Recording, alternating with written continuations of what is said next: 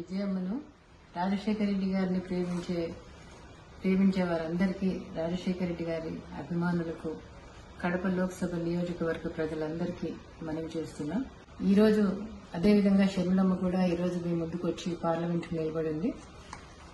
ఈరోజు ఆ బిడ్డను ఆశీర్వదించమని, పార్లమెంటుకి పంపమని, ఆయనలాగా మీకు సేవ చేసే అవకాశం ఆమెకి ఇవ్వమని వాళ్ళందరినీ ప్రార్థిస్తున్నాం.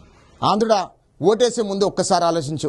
జగన్మోహన్ రెడ్డి కన్న తల్లి కూడా జగన్మోహన్ రెడ్డికి ఓటు వేయొద్దు అని చెప్తుందంటే ఈరోజు జగన్మోహన్ రెడ్డి ఎంత దుర్మార్గుడో ఒక్కసారి ఆలోచించండి. కన్న తల్లి వీడియో రిలీజ్ చేసింది. ఏమని?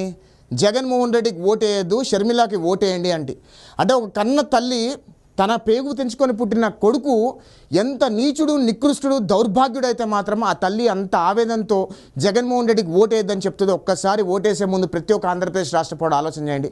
పొరపాటున మన కర్మగాలి జగన్మోహన్ రెడ్డి మళ్ళీ ముఖ్యమంత్రి అయితే ఆంధ్రప్రదేశ్ రాష్ట్రం సర్వనాశనం అయిపోతుంది అని చెప్పి జగన్మోహన్ రెడ్డి కన్న తల్లే చెప్తుంది అంటే దయచేసి ప్రతి ఒక్క ఆంధ్రప్రదేశ్ రాష్ట్ర పౌరుడు ఓటేసే ముందు ఒక్కసారి ఆలోచన చేయండి. మీ ఓటు వృధా చేసుకోకండి. జగన్మోహన్ రెడ్డికి వేసే ఓటల్లా కూడా ఒక ఉగ్రవాది ఓటుకేస్తున్నారనే విషయం ఒక్కసారి ఆలోచన చేయండి. దయచేసి ఆంధ్రప్రదేశ్ రాష్ట్ర ప్రజలందరూ కూడా ఈసారి తెలుగుదేశం, జనసేన, బీజేపీ కూటమికి ఓటేయమని చెప్పి స్వయాన జగన్మోహన్ రెడ్డి తల్లే చెప్తుంది అనే విషయం దయచేసి గమనించమని కోరుతున్నా.